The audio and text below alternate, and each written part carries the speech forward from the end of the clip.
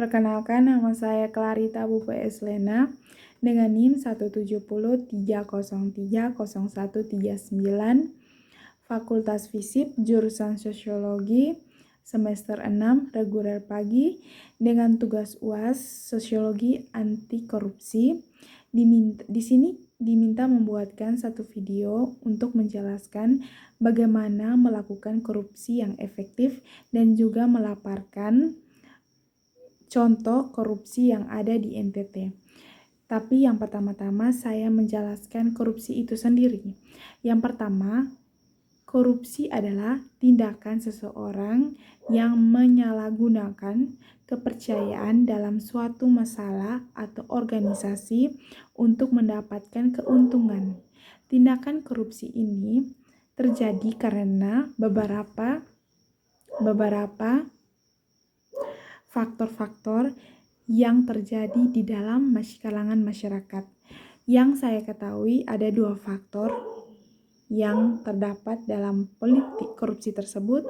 Yang pertama yaitu faktor eksternal, yang kedua faktor internal. Lalu saya juga menjelaskan sebab-sebab terjadinya korupsi. Penyebab terjadinya korupsi antaranya adalah yang pertama, aspek individu perilaku korupsi.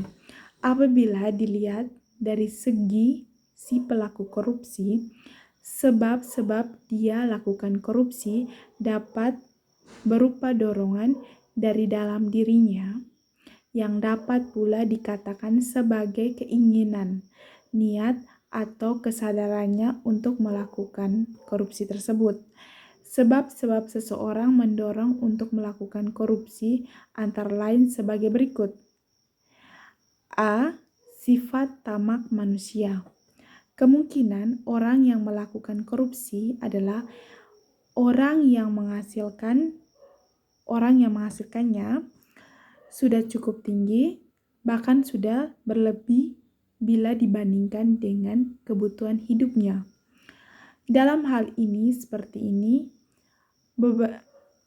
berapapun kekayaan dan penghasilan sudah diperoleh oleh seseorang tersebut, apabila ada kesempatan untuk melakukan korupsi, maka akan dilakukan juga.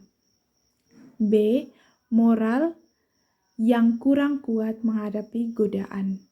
Seseorang yang moralnya tidak kuat cenderung lebih mudah untuk mendorong berbuat korupsi karena adanya godaan. Godaan terdapat seseorang pegawai untuk melakukan korupsi berasal dari atasannya, teman setingkat, bawahannya, atau dari pihak luar yang dilayani. C. Penghasilan kurang mencukupi kebutuhan hidup yang wajar. Apabila ternyata penghasilannya tidak dapat memenuhi kebutuhan hidupnya yang wajar, maka mau tidak mau harus mencari tambahan penghasilan untuk memenuhi kehidupannya. Usaha untuk mencari tambahan penghasilan tersebut sudah melakukan bentuk korupsi. Misalnya korupsi waktu, korupsi pikiran, korupsi tenaga, dalam arti bahwa seharusnya pada jam kerja, waktu, pikiran, dan tenaganya dicurahkan untuk keperluan dinas ternyata digunakan untuk keperluan lain. D. Kebutuhan hidup yang mendesak. Kebutuhan yang mendesak seperti kebutuhan keluarga, kebutuhan untuk membayar utang, kebutuhan untuk membayar pengobatan yang mahal, kebutuhan untuk membiayai anak sekolah, merupakan bentuk-bentuk dorongan seseorang yang menghasilkan penghasilan yang kecil untuk berbuat korupsi. E. Gaya hidup konsumtif. Gaya hidup yang konsumtif di kota-kota besar mendorong seseorang untuk memiliki mobil mewah, rumah mewah, pakaian yang mahal, hiburan yang mahal, dan sebagainya. Gaya hidup yang konsumtif tersebut akan menjadikan penghasilan yang sedikit semakin tidak mencukupi. Hal tersebut juga akan mendorong seorang untuk melakukan korupsi bila mana kesempatan untuk melakukannya ada. F. Malas atau tidak mau bekerja keras. Kemungkinan lain, orang yang melakukan korupsi adalah orang yang ingin segera mendapatkan sesuatu yang banyak, tetapi malas untuk bekerja keras guna memeningkan penghasilannya. G. Ajaran-ajaran agama kurang diterapkan secara benar. Para pelaku korupsi secara umum adalah orang-orang yang beragama. Mereka memahami ajaran-ajaran agama yang dianutnya, yang melarang korupsi. Akan tetapi, pada kenyataan mereka juga melakukan korupsi. Ini menunjukkan bahwa banyak ajaran-ajaran agama yang tidak diterapkan secara benar oleh keperlunya. Yang kedua, saya akan menjelaskan tentang aspek organisasi. Aspek organisasi dalam hal ini adalah organisasi dalam arti yang luas, termasuk sistem pengorganisasian lingkungan masyarakat. Organisasi yang menjadi korban korupsi atau di mana korupsi terjadi biasanya memberi adil terjadinya korupsi karena membuka peluang untuk kesempatan untuk terjadinya korupsi. Di antara penyebabnya adalah A. Kurang adanya teladan dari pemimpin. Dalam organisasi, pemimpinannya baik formal maupun yang tidak formal atau sepenuhnya akan menjadi panutan dari setiap anggota atau orang yang berafiliasi pada organisasi tersebut. Apabila pemimpinannya mencontohkan gaya hidup orang bersih dengan tingkat kehidupan ekonomi yang wajar, maka anggota organisasi tersebut akan cenderung untuk bergaya hidup yang sama. Tidak adanya kultur organisasi yang benar. Kultur atau budaya organisasi biasanya akan mempunyai pengaruh yang sangat kuat kepada anggota-anggota organisasi tersebut, terutama pada kebiasaannya, cara pandangannya, dan sikap dalam menghadapi sesuatu keadaannya. Kebiasaan tersebut akan menular ke anggota lain dan kemungkinan perbuatan tersebut akan dianggap sebagai kultur di lingkungan yang bersangkutan.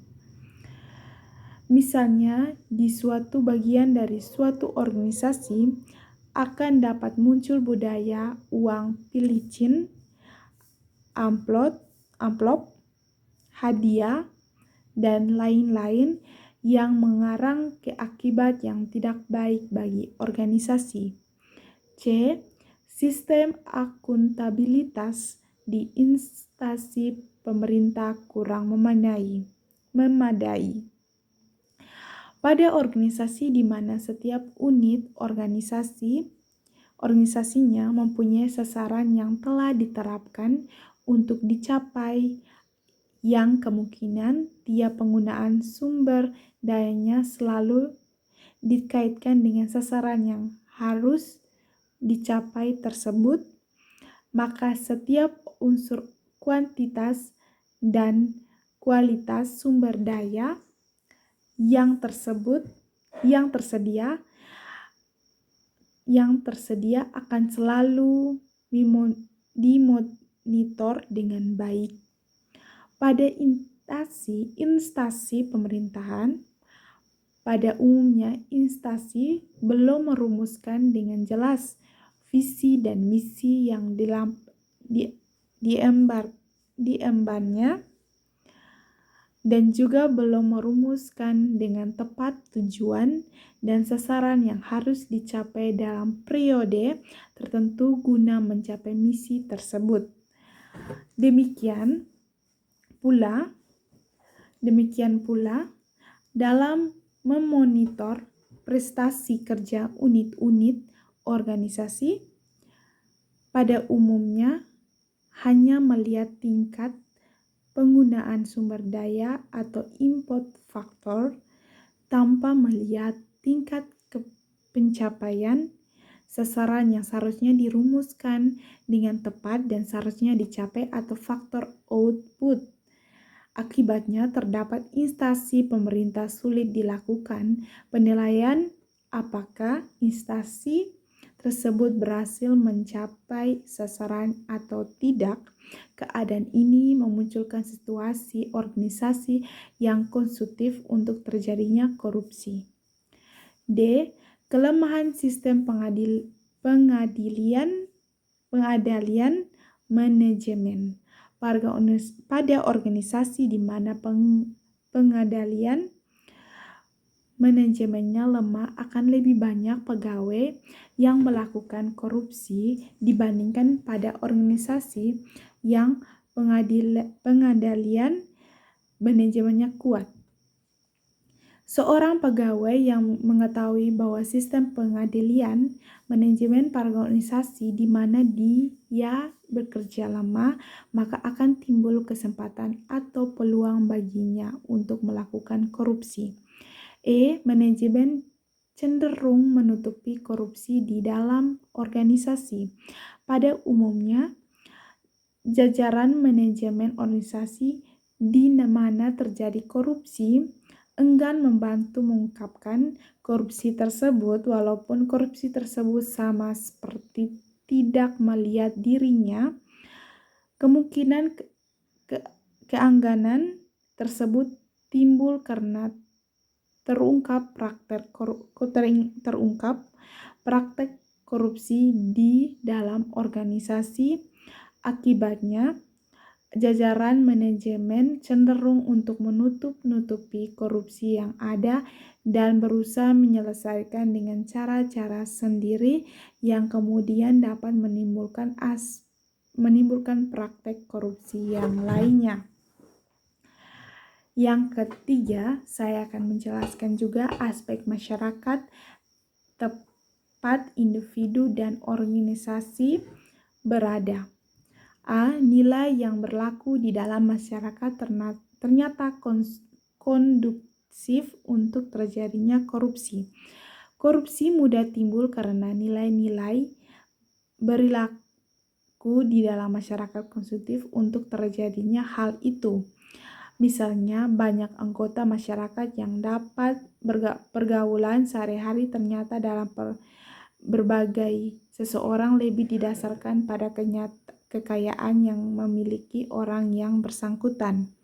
B. Masyarakat kurang menyadari bahwa yang paling dirugikan oleh setiap praktik korupsi adalah masyarakat sendiri. Masyarakat pada umumnya beranggapan bahwa apabila terjadi perbuatan korupsi, maka pihak yang akan paling dirugikan adalah negara atau pemerintah. Masyarakat kurang menyadari bahwa apabila negara atau pemerintah yang dirugikan, maka secara pasti hal itu juga merugikan masyarakat sendiri. C.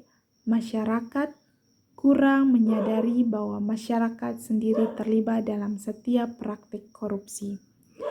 Pada umumnya, masyarakat beranggapan bahwa apabila terjadi perbuatan korupsi, yang terlibat yang akan harus bertanggung jawab adalah aparat pemerintahannya. Masyarakat kurang menyadari bahwa pada hampir setiap perbuatan korupsi yang terlibat dan mendapatkan keuntungan adalah termasuk anggota masyarakat tertentu, jadi tidak hanya aparat pemerintahan saja. D. Masyarakat kurang menyadari bahwa pencegahan dan pemberantasan korupsi hanya akan berhasil kalau masyarakat ikut aktif melakukannya. Pada umumnya, masyarakat beranggapan bahwa pihak yang bertanggung jawab untuk melakukan pemberantasan korupsi adalah pemerintah. Pandangan seperti itu adalah keliru, dan ini terbukti bahwa selama ini pemberantasan korupsi masih belum berhasil karena upaya pemberantasan korupsi tersebut masih lebih banyak mengandalkan pemerintah. Masyarakat secara nasional mempunyai sebagai potensi dan kemampuan sebagai bidang yang apabila digunakan secara terencana dan terkoordinasi, maka akan lebih memberikan hasil pada upaya pemberantasan korupsi. Sebagai contoh, peran serta secara aktif dari kalangan pemuka agama memiliki kemungkinan akan lebih besar untuk mengurangi ketamakan manusia. Kemungkinan peran serta secara aktif dari para pendidik tersebut. Atas ini menjelaskan beberapa hal yang menjadi penyebab korupsi adalah: yang pertama, lemahnya atau tidak adanya pemimpin yang mempengaruhi dalam mujinakan korupsi. Yang kedua, kurangnya pendidikan agama dan etika. Yang ketiga, konsumerisme dan globalisasi. Yang keempat, kurang pendidikan. Yang kelima, kemiskinan. Yang keenam, tidak adanya tindak hukuman yang keras. Yang keenam, kalangan lingkungan yang subur atau perilaku anti korupsi.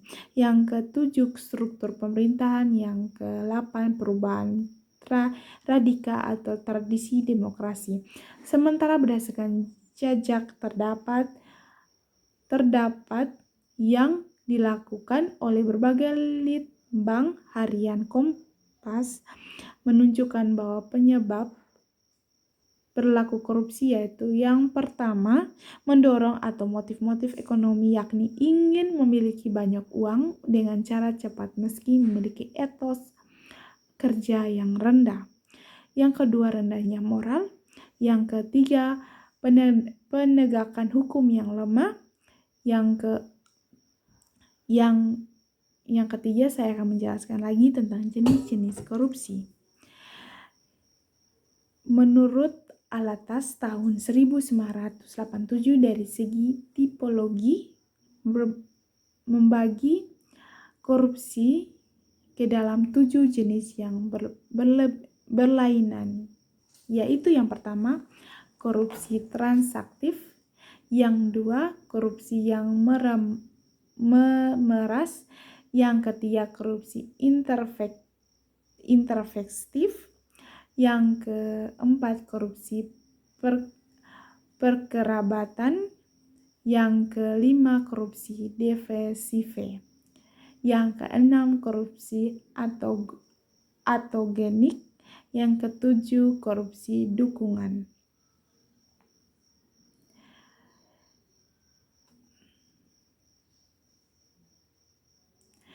Saya juga akan menjelaskan tentang dampak dari tindakan korupsi tersebut. Korupsi ini berdampak sangat buruk bagi kehidupan berbangsa dan bernegara, karena setelah terjadi kebusukan, ketidakjujuran, dan melukai rasa keadilan masyarakat tersebut, penyimpangan anggaran, dan terjadi akibatnya korupsi telah menurunkan kualitas pelayanan negara kepada masyarakat. Pada tingkat makro, penyimpangan dalam masyarakat ke dalam kantong pribadi telah menurunkan kemampuan negara untuk memberikan hal-hal yang bermanfaat untuk masyarakat seperti pendidikan, perlindungan lingkungan, penelitian, dan pembangunan.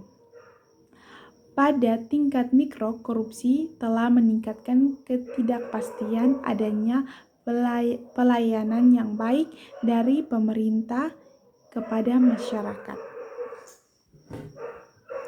Dampak korupsi yang lain bisa berupa yang pertama runtuhnya akhlak, moral, integritas, dan religiusitas bangsa.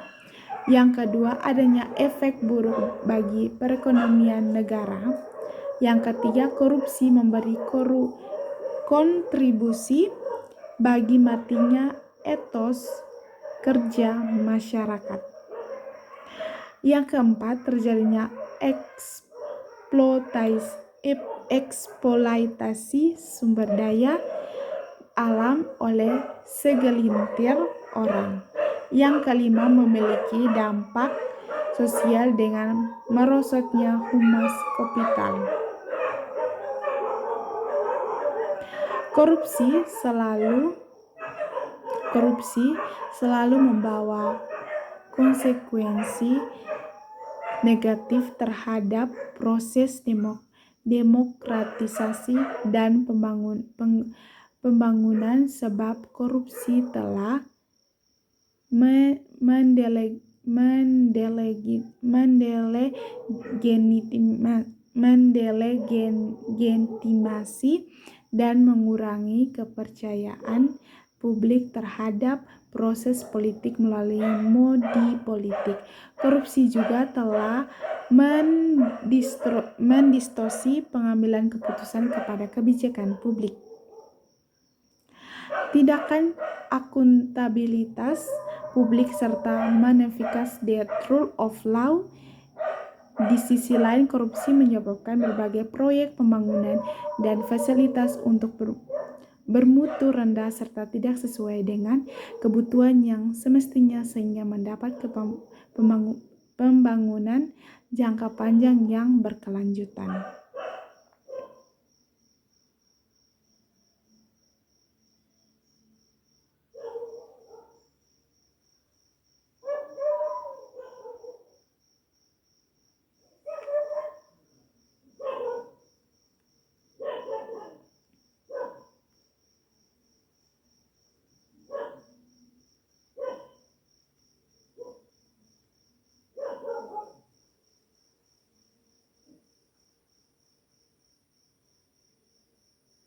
Di sini saya akan menjelaskan juga bagaimana melakukan korupsi yang efektif.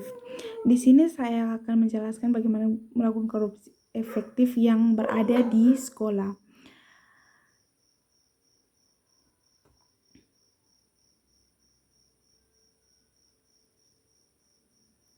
Kebanyakan murid maupun guru mengaku pernah melakukan perbuatan korupsi, mulai dari korupsi waktu, korupsi nilai maupun uang. Berikut beberapa tindakan korupsi yang ditemukan. Di sini saya temukan yang pertama yaitu ketika ada sesuatu yang acara diselenggarakan di sekolah, panitia menyelenggara secara tersebut melebihi dana yang dibutuhkan untuk secara padahal sebenarnya dana tambahan yang dilakukan tersebut tidak ada.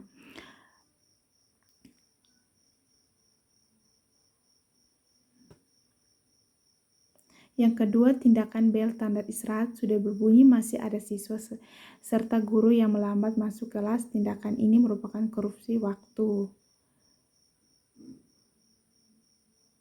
Tindakan ini preventif yang dilakukan berupa pengenalan dan penampakan nilai-nilai positif yang ada dalam hidup di dalam keluarga tersebut terhadap diri si anak. Ini merupakan tahap untuk membentuk karakter untuk melakukan terjun ke masyarakat. Tindakan preventif dalam tindakan-tindakan yang dilakukan oleh orang-orang tua ketika si anak mendapatkan nilai-nilai negatif dari masyarakat bisa terjadi. Tindakan ini merupakan nasihat maupun hukuman agar tidak lagi merumuskan dalam hal negatif. Tindakan ini perlu dilakukan dalam pendekatan jiwa kesadaran si anak agar si anak tidak melakukan korupsi tersebut.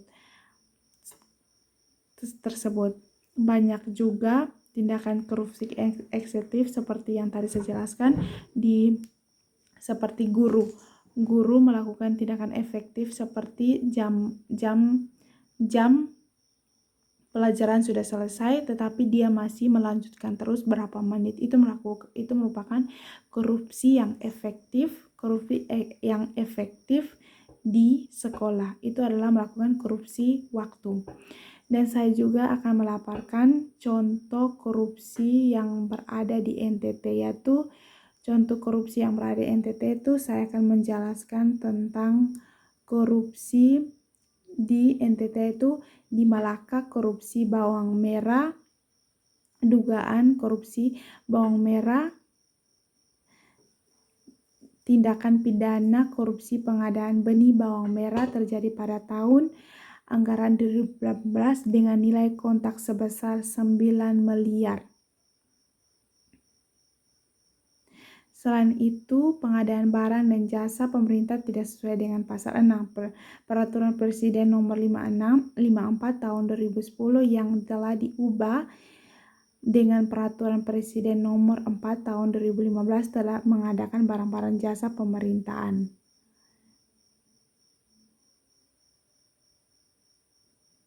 Sekian dan terima kasih hasil dari penjelasan saya.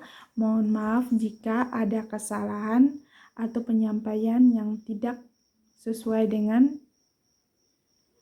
yang tidak baik atau tidak sesuai dengan penjelasan yang tidak baik. Sekian dan terima kasih.